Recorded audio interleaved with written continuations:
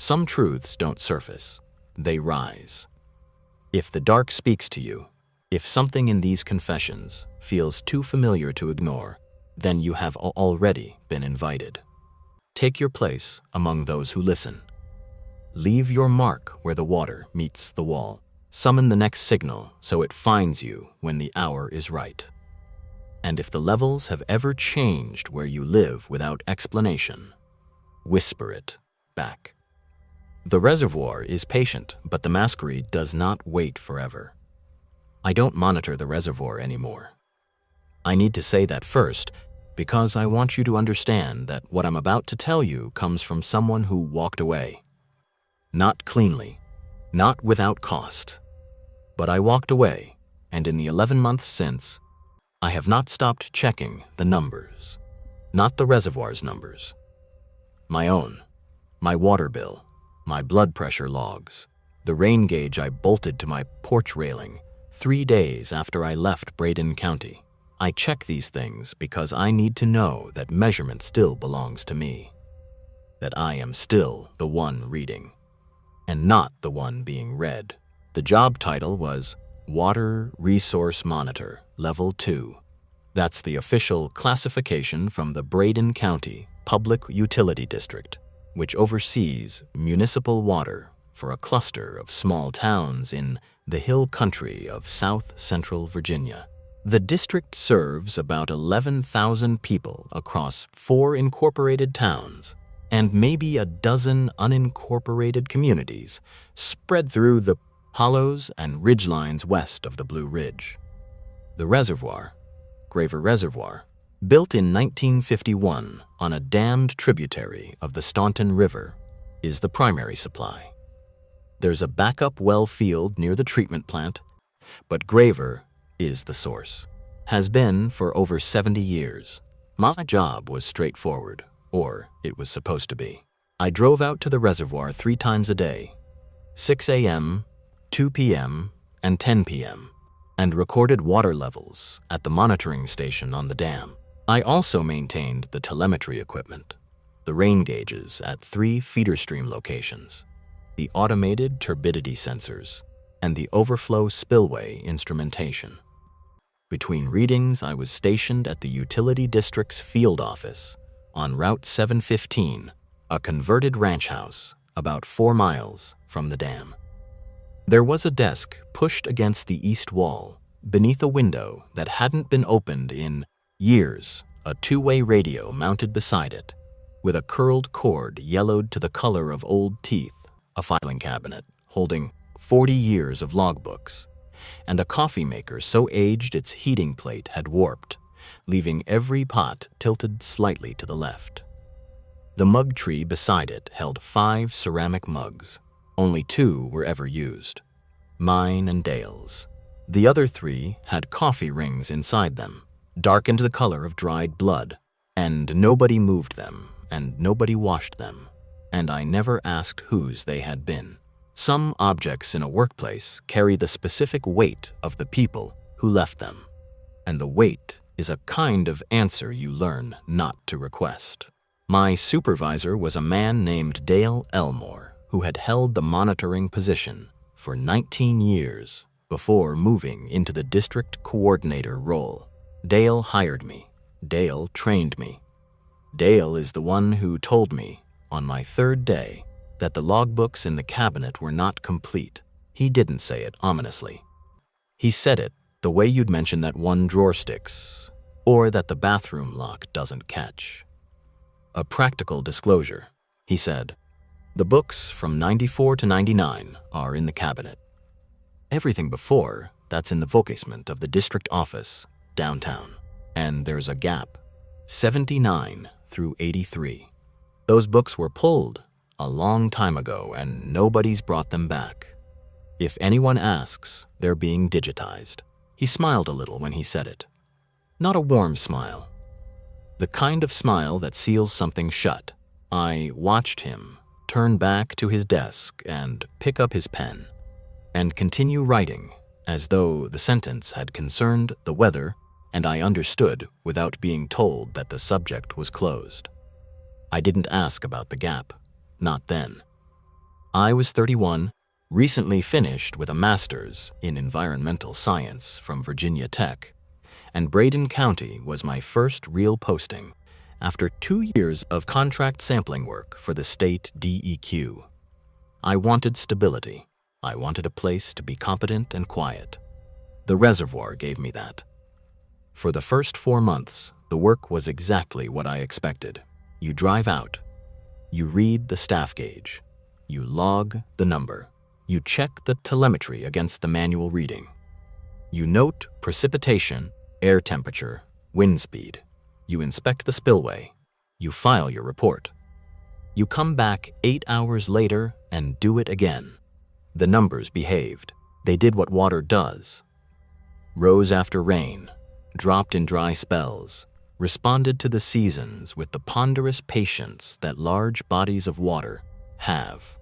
Graver Reservoir holds roughly 1.2 billion gallons at full pool. The surface elevation at full pool is 987.4 feet above mean sea level. The intake for the treatment plant draws from a depth of about 40 feet. The numbers I recorded each day were a kind of civic pulse, slow, predictable, tied to the rhythms of weather and consumption that everyone in the district depended on, but nobody thought about. That's the nature of infrastructure. It works best when it is invisible. I liked the invisibility. I liked driving the gravel road along the eastern shore at dawn. When fog sat on the water, like something resting, the truck's tires would crackle over the limestone chips, and the sound would carry across the surface and come back to me slightly altered, slightly delayed, as though the reservoir were repeating what it had heard. I liked the way the staff gauge caught the first light, the painted numbers glowing faintly against the concrete pier. I liked the smell of the mornings out there. Cold stone, wet earth, the faintly metallic scent of deep water meeting open air, a smell that reminded me every time I was standing at the edge of something vast and mostly hidden. And I liked the silence at the 10 p.m. reading most of all, when the hills were black cutouts against a sky that held just enough ambient light to separate land from nothing, and the only sound was water lapping at the dam face and frogs in the overflow channel. I felt useful and unnoticed, which is the best combination I know. I developed small rituals the way anyone does in a repetitive job. I kept the logbook pen, a black Pilot G2, always the same, in my left breast pocket. I read the gauge 3 times and averaged the readings, though they never once differed. I tapped the telemetry housing twice before opening it, a habit from my sampling days that served no mechanical purpose, but felt like asking permission. I muttered the number aloud before writing it down, as if speaking it made it more real, more mine. And at the end of each 10 p.m. shift, after closing the logbook, I stood at the dam for 1 full minute, looking at the water before walking back to the truck. I don't know when that minute became part of the routine, but it did, and I kept it, and it was during one of those silent minutes. Sometime in my 3rd month, on a night when the surface was perfectly black and perfectly still, that I first felt, without evidence or reason, in the way you feel a presence in a doorway before you turn, the reservoir looking back. The first thing I couldn't explain happened in late October, 5 months into the job. I was logging the 6 a.m. reading, and the staff gauge showed 982.7 feet. That was down from 983.1 the previous evening, a 4/10 drop in 8 hours. That might sound small, but for a reservoir of that volume, with no significant outflow event and no drought conditions, a 4/10 overnight drop represents a loss of roughly 18 million gallons. I stared at the gauge a long time. I read it 3 times. The number didn't move. The water sat where it sat, calm and perfectly indifferent to my confusion. I checked the telemetry. The automated sensor confirmed the same reading, I drove to the treatment plant intake and called the operator on shift, a woman named Patrice Healy, and asked about unusual overnight draw. She said no. Normal flow. Standard allotment, about 1.8 million gallons over the 8-hour period. That left over 16 million unaccounted for. I checked the spillway. Dry. I drove the perimeter road, a rough 2-track circling the reservoir through second-growth oak and hickory, branches still holding their brown October leaves in that reluctant papery way. And I checked the feeder streams. Normal flow. I parked at the upstream end and walked the bank for a quarter mile.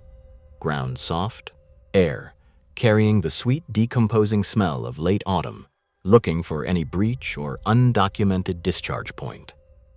Nothing. The shoreline was undisturbed. The water simply sat lower than it should have, as though someone had quietly pulled a plug while the county slept. I called Dale and reported the discrepancy. He was quiet for a moment. Not a thinking quiet, but a prepared quiet. The kind that comes when someone has been waiting for a question and has already composed the answer. Then he asked me to confirm the previous evening's reading. I read it from the logbook, 9 Hand A31, logged at 10:14 p.m. He asked if I was certain. I said I was. He said, "Log the morning number. Note the discrepancy. I'll look into it." By the 2 p.m. reading, the level was back to 983.0, not 983.1, a tenth lower than the previous evening, consistent with normal daily draw and evaporation. But that meant the reservoir had regained roughly 16 million gallons between 6 a.m. and 2 p.m. without significant precipitation. There'd been a light mist that morning, nothing measurable. Feeder streams hadn't surged. Well field hadn't backfed. The water had returned as quietly as it left, filling the basin to almost exactly where it belonged. I logged the number and the recovery. I did not call Dale again. He'd said he would look into it, and I was still new enough to trust the chain. 2 days later, Dale came to the field office. Late afternoon, the light going amber through the west window and laying a warm rectangle across the floor. He sat across from me and spoke with the slow precision of a man delivering a verdict drafted before entering the room. The telemetry sensor had malfunctioned. Instrument error. The 6 a.m. reading should be disregarded. He had paperwork, a sensor maintenance form, already filled out in his handwriting, dated to the night in question. He asked me to sign. I signed.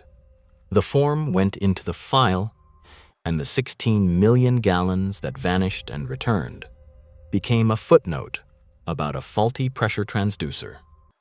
I accepted it. I want to be honest about that. I accepted it because it was easier, because Dale had 19 years and I had 5 months, because the number came back and the reservoir didn't fail and the town's water kept flowing. That's how these things start. Not with a lie you tell, but with a correction you let someone else make for you. November was quiet. December was quiet. January brought a hard freeze that locked the surface for 9 days. The ice opaque and gray-white, creaking at dawn with sounds like someone shifting weight on old floorboards. I would stand at the gauge, and the frozen surface would tick and groan, and the sound would travel across the ice and vanish into the far shore fog. And I would think about the 18 million gallons, and then stop thinking about it because the numbers were stable and the ice was solid. And there is comfort in a surface that holds. The readings were unremarkable. I settled deeper into the rhythm. I learned the reservoir's moods. The heavy stillness before a storm, the surface so flat it looked poured from a mold, the northwest chop when pressure dropped, the way the water changed color with the sky. Brown-green in autumn from the tannins, gray-blue in winter, almost black on overcast nights when the staff gauge seemed to float in a void, and the numbers were the only fixed points in a world that had dissolved. I kept my routines, I kept my rituals, and I kept the memory of the October anomaly in a place I visited only at the margins of sleep, when the mind reviews what the day was too structured to hold. In February, it happened again. The 10 p.m. reading, 981.6. The 2 p.m. reading had been 982.3, a 7/10 drop, 31 million gallons. No outflow event, no increased draw. Telemetry confirmed. I stood at the dam in the cold, my breath visible in the flashlight beam, the air so still, each exhale hung before me like something waiting to be read. And I felt for the first time that I was not reading the reservoir. I was being shown something. The number sat on the gauge, calm and precise, and it did not care whether I believed it. I logged the number without flagging it, went home, set my alarm for 5, drove back out before my shift, road empty, sky dark in the west, headlights catching the eyes of a deer at the roadside that watched me pass without moving. At 5:47 a.m., the gauge read 982.2. The water had returned to within 1/10 of its previous afternoon level. 30 million gallons back in the pool in under 8 hours. The surface was still. The mist lay thin. Nothing about the reservoir suggested anything had happened, and that was worse than evidence, because it meant the system was functioning. This wasn't failure. This was what the reservoir did. I did not call Dale. I pulled the logbooks from the cabinet, all 6 years, and spread them across the desk and started reading. Not the daily numbers. The notes. The margin annotations monitors before me had left in pencil or pen beside official entries. Most were mundane. Weather, equipment, wildlife, a heron near the intake, a beaver dam on the east feeder, maintenance reminders, road conditions, the ordinary internal monologue of people doing solitary work in a place most others never see. But in the 1994 logbook, in handwriting I'd later learn, belonged to a monitor named Gary Fessler. Small, tight print, leaning slightly left, the hand of a careful man. An entry from November 12 stopped me cold. Level dropped 0.6 overnight. No source identified. Reported to DE. Told to flag as sensor. 3rd time this quarter. 3rd time that quarter. I checked surrounding entries. November 12, October 3, September 19. Each showed an overnight drop between 0.4 and 0.8 of a foot, followed by recovery to near prior levels by the next midday. Each carried a correction flag and a sensor maintenance form number. I went through every year I had. 1995, 4 entries.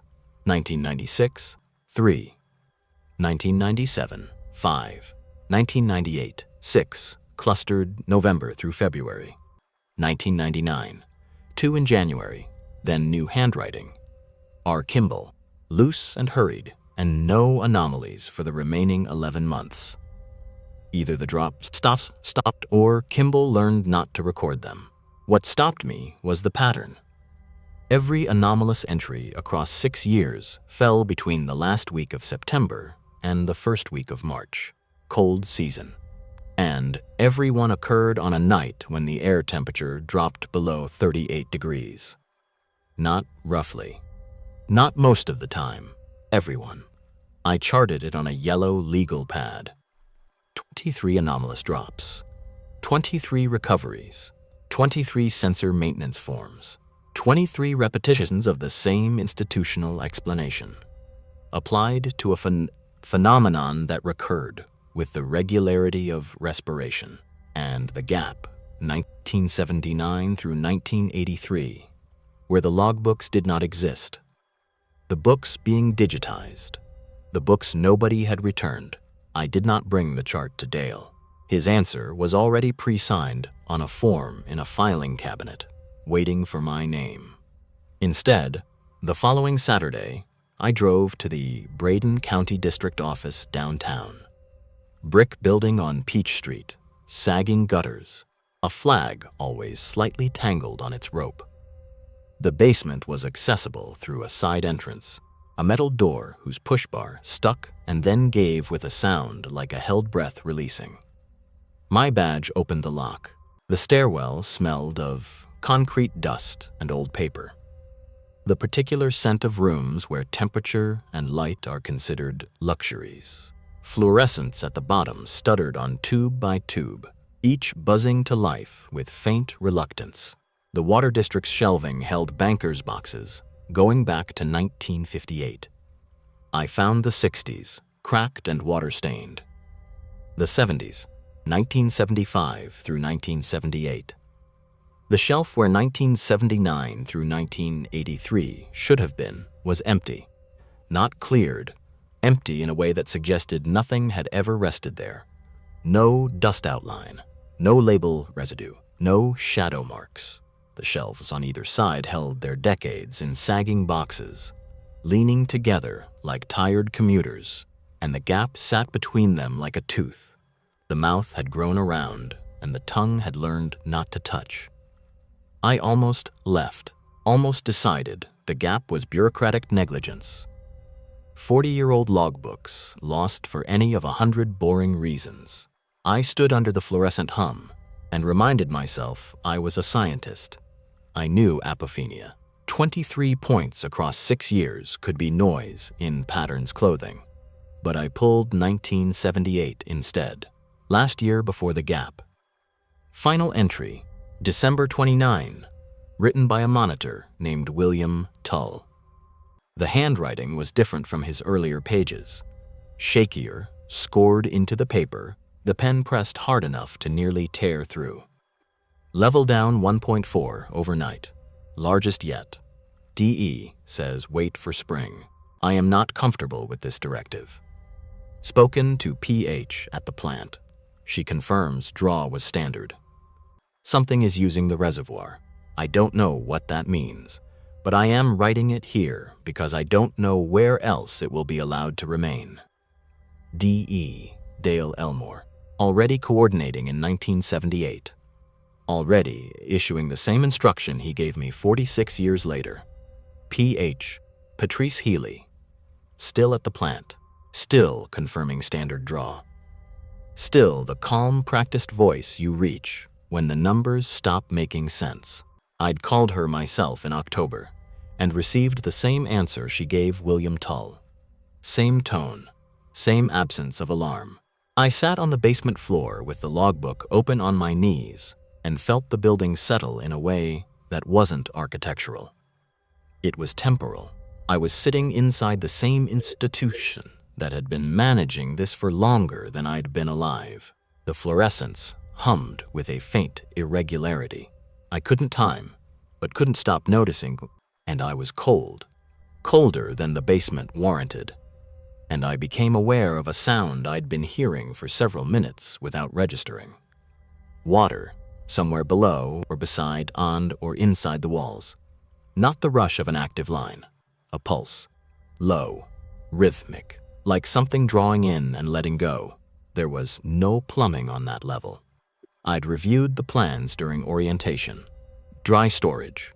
No drains, no lines, no mechanical room beneath. Concrete, shelving, decades of paper, and the sound of water where none should have been. I returned the logbook, climbed the stairs, drove to the field office, and sat in the parking lot for 20 minutes, watching late winter light catch bare branches along Route 715 before going inside. Then I opened the current logbook and began comparing every reading from my tenure against the historical record. The pattern was there, had always been there. The reservoir dropped at night in the cold months and recovered by day. The volumes were enormous and followed no model I'd studied. Not seepage. Seepage doesn't reverse. Not evaporation. Evaporation doesn't return 18 million gallons in 6 hours. Not theft. No pump could move that volume that quickly, and the only intake was the treatment plants. The water was leaving, the water was coming back, and what happened in the interval was recorded nowhere I was allowed to look. March brought stability. Exactly as the pattern predicted, the readings normalized. Spring arrived in slow increments. Dogwoods flowering along the perimeter road, feeders running with snowmelt. The reservoir rose near full pool and stayed placid and unremarkable. I drove my routes, logged my numbers, tapped the housing, muttered the readings, drank coffee from the old machine, and ate at Greer's. Weeks passed. The yellow legal pad with my chart sat in the drawer like an unsent letter. But noise doesn't get its own filing system. 23 correction forms signed by 2 monitors across 6 years constituted not negligence, but protocol. In late spring, I filed a records request with the county clerk for documents related to the reservoir's construction. 7 weeks later, a manila envelope arrived containing land acquisition records, engineering surveys, and a 1949 Corps of Engineers project summary, standard post-war flood control. Dam completed in 1951.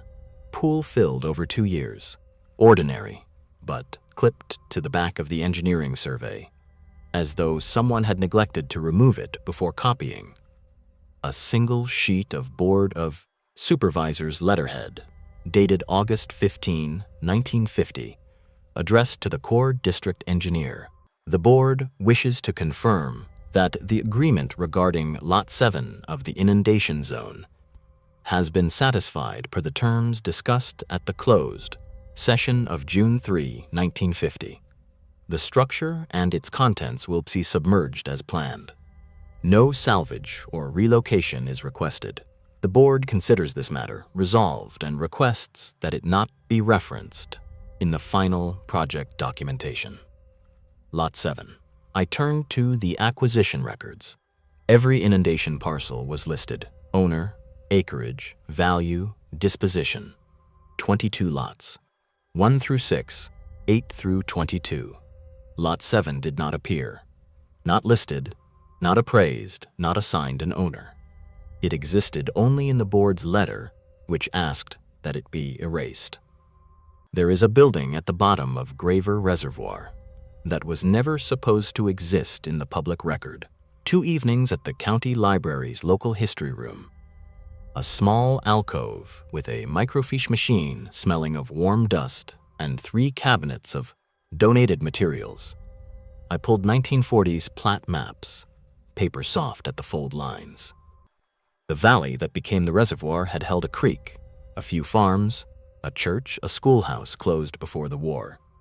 On the 1947 plat, Lot 7 sat on the east side, near where the creek bent sharply beneath sycamores. The surveyor had marked with small X's. The structure was small, not a farmhouse, not a barn. The legend read, Springhouse Co. County, a stone building over a natural spring, built to supply water before the municipal system reached the valley. The county owned a spring house, and when the valley flooded, they left it in place. They let 1 billion gallons close over it, and they asked the Corps of Engineers to forget. I don't know why that frightened me more than the drops themselves. Submerged structures are common in Appalachian reservoirs. Flooded churches, drowned cemeteries, old foundations surfacing in drought like bones through skin. The geography of progress. But the specificity of this concealment, the closed session, the letter, the surgical absence, and the spring, a geological source that would have continued flowing after the dam, was complete, feeding upward into the pool from a depth no surface instrument was designed to reach. I sat in the library until closing. Mrs. Danner turned the lights off section by section, the room darkening in slow stages, and when she reached the history alcove, she paused and looked at the maps on the table and looked at me and said nothing. Waited. I filed the maps, thanked her, and walked into a parking lot that smelled of cut grass. The mountains to the west were edged in copper. I sat in my truck and understood that the distance between what the town knew and what the town kept was not a failure of information. It was the system itself. In late September, the drops returned. September 22, 36 degrees at 10 p.m., gauge 984.1. By morning, 983.5, 6/10. Recovery by midday, the cycle faithful as the leaves turning above the dam. September 29, 34 degrees, 5/10 drop, recovery. October 4, 37, 7/10 recovery. I logged each one. I did not flag them. I did not touch the correction forms, Dale, restocked in my drawer each month. Instead, I began a second, unofficial measurement. At each 10 p.m. reading, after logging the level, I lowered a sampling bottle on a weighted line to maximum depth, 68 feet near the dam face, and pulled deep water, drove the samples home in a cooler on the passenger seat, tested them at my kitchen table with a portable kit purchased out of pocket from a supplier in Richmond. pH, dissolved oxygen, conductivity, temperature, turbidity. Surface water. Deep water on anomaly nights, different. Temperature 2 to 3 degrees warmer than expected at depth. Dissolved oxygen depressed. Conductivity elevated in a pattern, suggesting contact with a mineral source. The upper column never touched. An active spring feeding the pool from below. The shifts appeared only on drop nights. On stable nights, the deep water matched the norm perfectly. The spring and the drops were not separate events. They were the same breath measured at different points. I need to tell you about the town. Not the infrastructure, the people.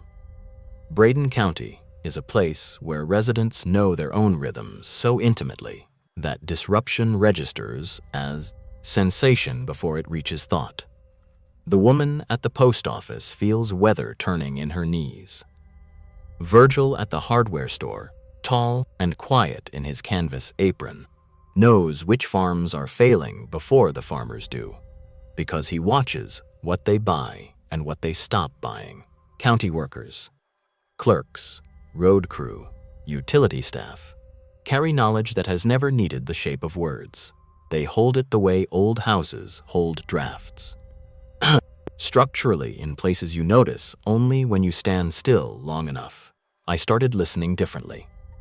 At Greer's Diner, I heard Cora Jessup, 71, and born within 4 miles of the reservoir, tell another woman she slept poorly on cold nights and her well water tasted different the next morning. Old, she said. Not stale, old, as though it came from a depth that remembered what the surface had forgotten. The woman suggested a cycling pump. Cora said her mother used to say the same thing about winter water, and her mother's well was hand-dug.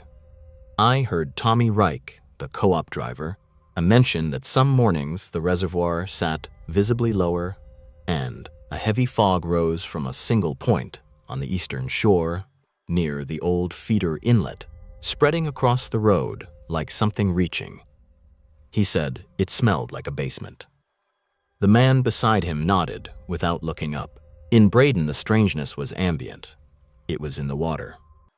I heard Patrice say to Dale in the field office, believing I was out of earshot, that the raw water was running warm again, coagulant dosing, adjusted 3 weeks straight. Dale said seasonal. Patrice said it wasn't.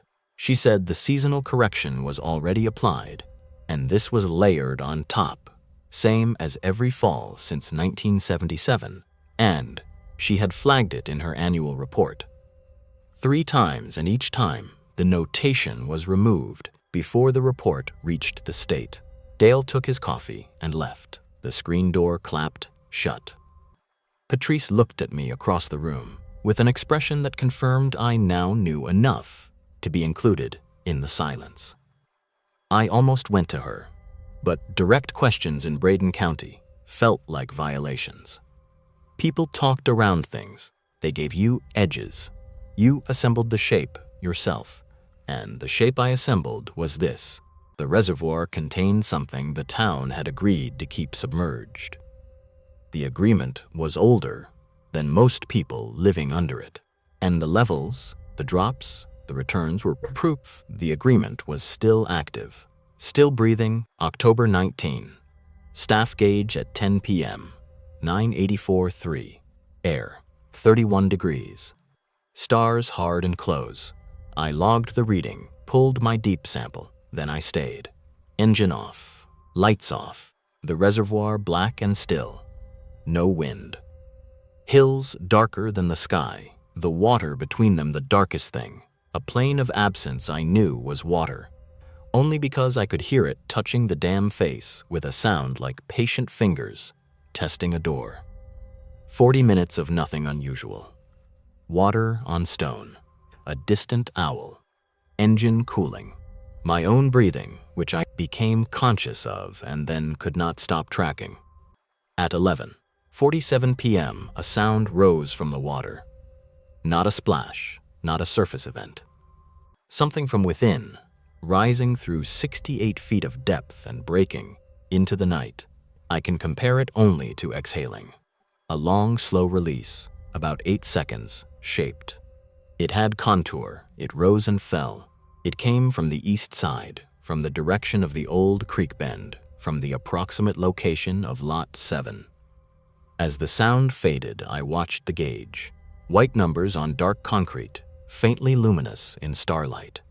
Over the following minutes, not hours, the waterline dropped, 984.3 to 984.2 to 984, 1 to 984.0. Millions of gallons drawn downward in real time by something that was, for lack of any more exact word, inhaling. I drove home with windows down, despite the cold, needing air that came from the world and not from whatever I'd heard. At the kitchen table, I tested the sample. Conductivity nearly double any previous reading. Temperature 4 degrees high. And in the settled residue, pale gray particulate. Not silt, not calcium. Stone dust, impossibly fine, impossibly uniform. Milled by the cyclic pressurization of a structure at the bottom of a 7-story water column. The spring house was not inert. It was being worked, ground, slowly converted into something the water could carry. I want to be precise about what I'm not claiming. No creature, no supernatural presence. A hydrological anomaly linked to a concealed structure, documented and managed for decades, and every person positioned to investigate choosing instead to contain it. Log it, flag it, file it, let it continue. The affected water enters the treatment system, enters homes, enters bodies. Its chemistry is periodically altered in ways no one has been authorized to study. But in November, I found something in the deep water that geology alone cannot explain. That is where I lost the ability to stay. November 8. Level, 983.9. Temperature, 29 degrees. At 12:03 a.m., the exhale came. 12 seconds. Vocal inequality, not language, but shaped. The way wind through narrow stone can produce something resembling a vowel. I felt it through the steering wheel, a vibration too slow for a heartbeat. Level dropped to 983.1 in under 30 minutes, 35 million gallons. I pulled the deep sample, drove home, filtered it. On the paper, a dark fibrous residue, unlike any previous sample. Organic, soft between my fingers. The unmistakable remains of degraded cellulose. Paper or parchment, or bookbinding, submerged for decades and ground by cyclic pressure into something the reservoir could dissolve and deliver. The spring house had contained documents, not salvaged, deliberately sealed inside before the flooding, and the breathing cycle was pulverizing them into the water supply. I went to Patrice on a Saturday morning, not at the plant, at her house, off Route 715, behind white pines with rust-brown tips. Gravel drive, still porch swing, wood smoke in the cold air. She opened the door and looked at me, and at the bottles, and the legal pad, and her expression was not surprise. It was the face of someone who had waited years for a particular knock and had hoped each autumn it would fall to someone else. She made coffee, read every page in silence, removed her glasses, pressed her fingertips to her closed eyes. You sampled at full depth. Yes, the plant draws at 40. I've always drawn at 40. That was the agreement. What agreement? The one that says, take what you need, and don't look at what's below the intake. The one Dale's father made with the board before Dale was born. The one Dale inherited. The one I inherited. The one you were supposed to inherit if you'd left the deep water alone. What was in the spring house? She turned the mug in her hands. One rotation, another. The clock on the wall, wind in the pines, the hum of the water system she had operated for nearly half a century. Then she told me. Before the reservoir there was a valley community, 80 people. Farms, a church, a school. A spring that had been flowing longer than any record traced. The spring house was built not to protect the water, but to contain it, because the water changed those who drank from it. Not poisoned, not contaminated by any standard measure. Changed, over months of direct consumption. Undiluted, straight from the source. People became unable to stop telling the truth about what they'd done, what they wanted, what they thought of each other, what they dreamed and feared, and had buried so deep they'd forgotten it existed until the words came anyway, rising out of them the way water rises from a spring, continuously, from a source they couldn't see or control, with force that increased the longer it had been contained. A doctor in the 1930s called it endemic behavioral disorder. The county sealed the spring house in 1938, redirected the community to a new municipal line. The spring kept flowing inside the sealed building, pooling against the stone, saturating it, pressing outward. And the county's records, transcripts, confessions, incident reports, medical notes, statements implicating families and officials and churches and the sheriff's office across the entire county were locked inside with the water that had produced them, sealed together, submerged together in 1951 under 1 billion gallons of silence. The confessions were dangerous, Patrice said, not because they described violence, though some did, because they implicated structures. Truth without restraint or context is not liberation. It is a force that cannot discriminate. The valley destroyed itself before the water rose. The flooding was not simply infrastructure. It was burial, and the agreement was to let the dilution hold. Draw at 40 feet, never deeper. Let the spring cycle. Let the stone grind. Let the water carry its cargo in concentrations too low to do more than nudge Thatun's honesty a fraction of a degree. Enough to notice only as a bad winter for marriages and church attendance and the things people said at February. Commission meetings that they couldn't quite account for. By April, I asked about 1979 through 1983. The grief in her face was structural, carried in the shoulders, in the way she held her breath before speaking. The coldest winters on record, drops exceeding a foot, the spring house pressurizing beyond anything prior.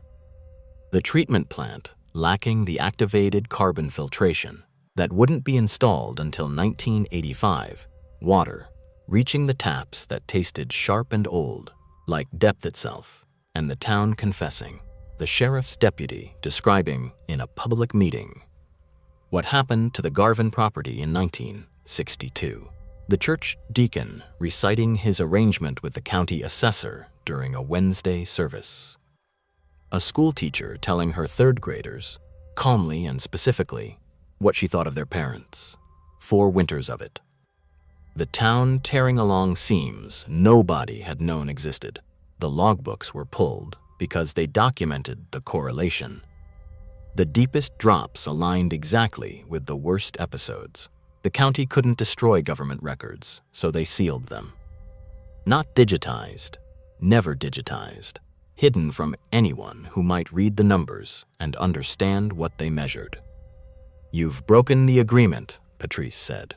"The ones who looked too closely, Fessler, Tull, couldn't stay. Not because anyone forced them. Because once you know what the water carries, you hear it in everything the town says. You can't tell what people mean from what the reservoir means through them, and you start wondering which of your own words are yours." I left at noon, drove to the dam. Sat looking at water that was bright and ordinary, small waves catching the light, hills reflected in wavering green and gold. A beautiful municipal resource. 11,000 people trusting it the way you trust a floor by never questioning what holds it up. I was afraid.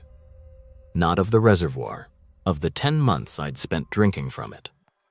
Of every word I'd said during those months.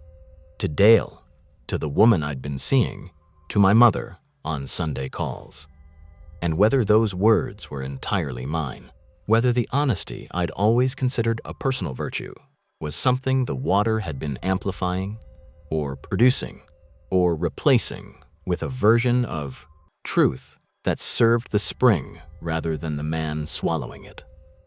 I went home and poured out every container of water in the apartment, watched it spiral into the drain, drove to the gas station for bottled water from a distributor in Lynchburg, showered with my mouth closed, brushed my teeth bent over the sink, spitting carefully, lay in the dark that night, listening to the building's pipes and heard, or imagined, a pulse in the pressure. Slow and rhythmic, like a breath from 68 feet below the surface of a reservoir that held a town's water and a town's secrets and did not distinguish between the two. I gave notice Monday. Dale accepted it without surprise or question. He slid a blank sensor maintenance form across the desk. "For your last anomaly entry, whenever you're ready."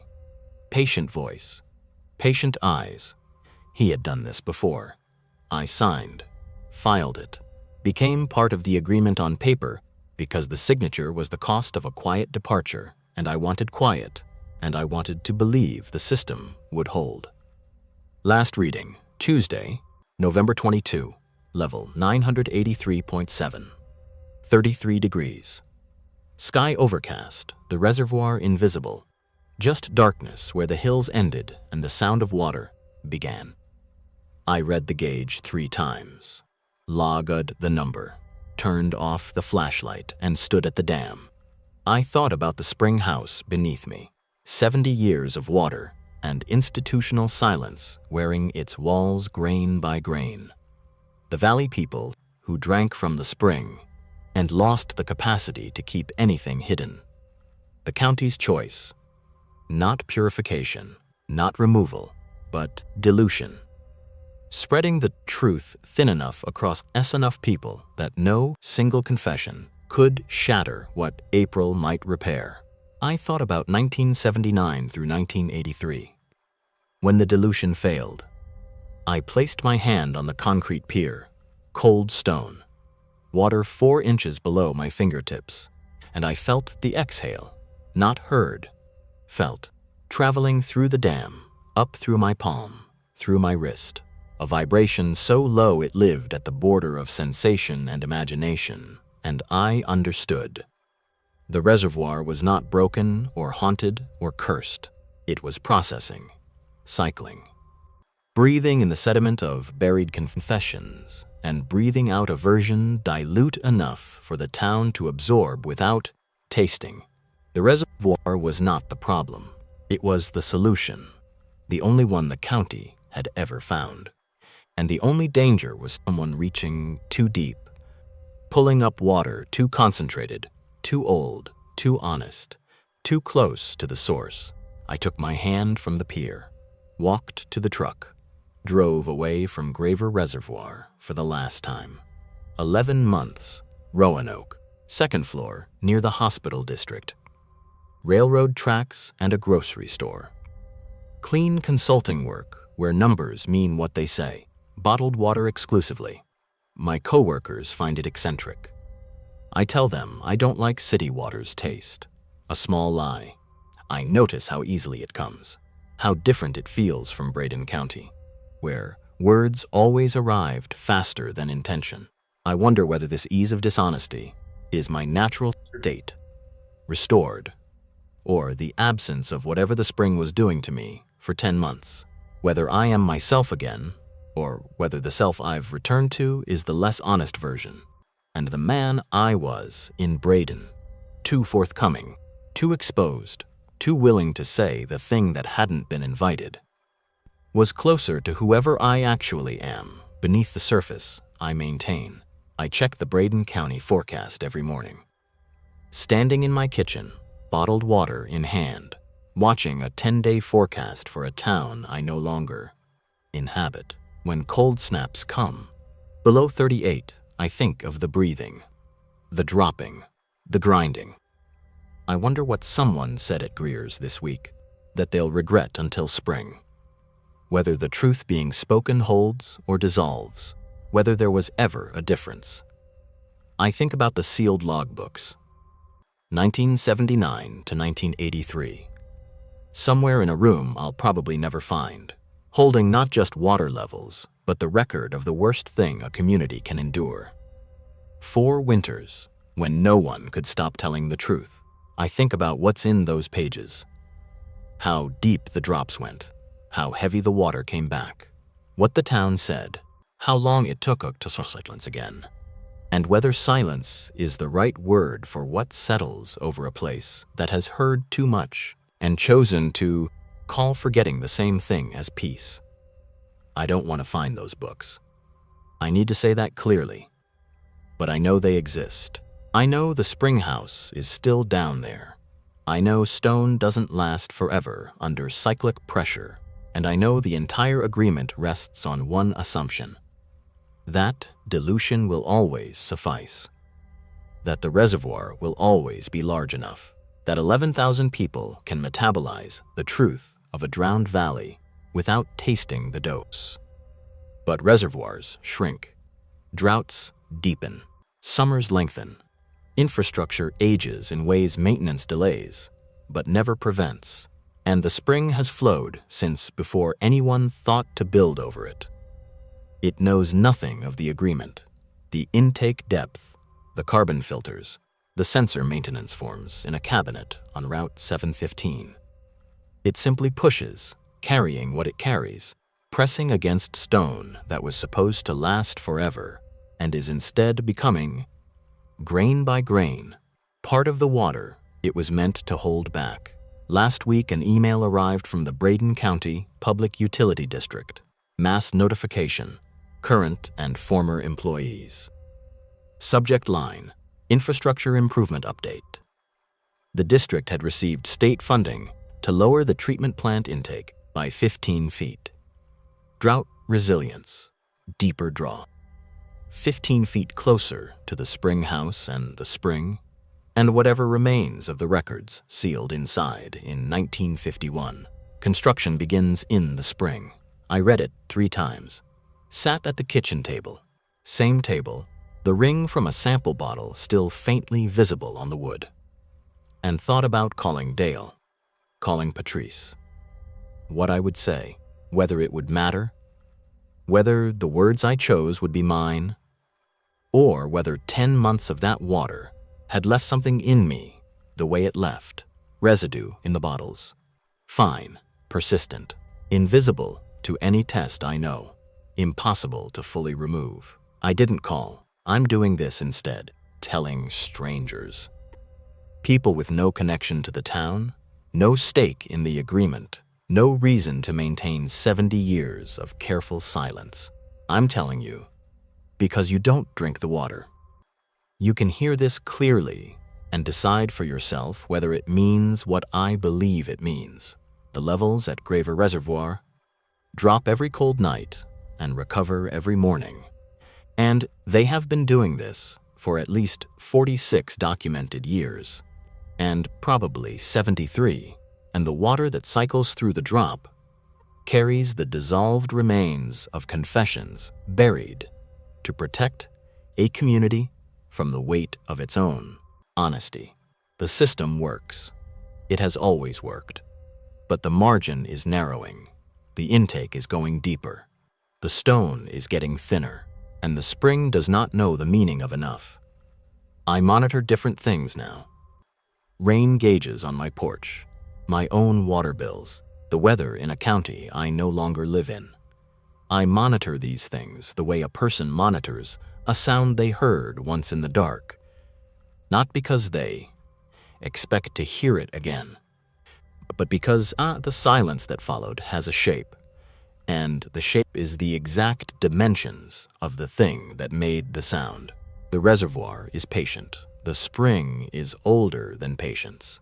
And every winter, when the cold comes and the water drops and the town starts saying things it cannot quite explain, the levels confess what the town won't, in a language that is not language, in a voice that is not a voice, in a truth that enters the body before the mind can refuse it. I don't know what the water taught me to say. I don't know which of my truths are mine. But I know that I am telling you this now, in November, on a night when the forecast in Braden County shows a low of 31 degrees. And I know that somewhere in the dark, the reservoir is exhaling, and the level is dropping, and the spring house is giving up one more grain of what it was built to hold. And I know that the water will rise by morning. It always does. It comes back carrying just a little more than it left with. And the town drinks, and the town speaks, and the town does not know why the words taste the way they do. Old and mineral and true in a way that no one asked for and no one can send back. Some truths don't surface.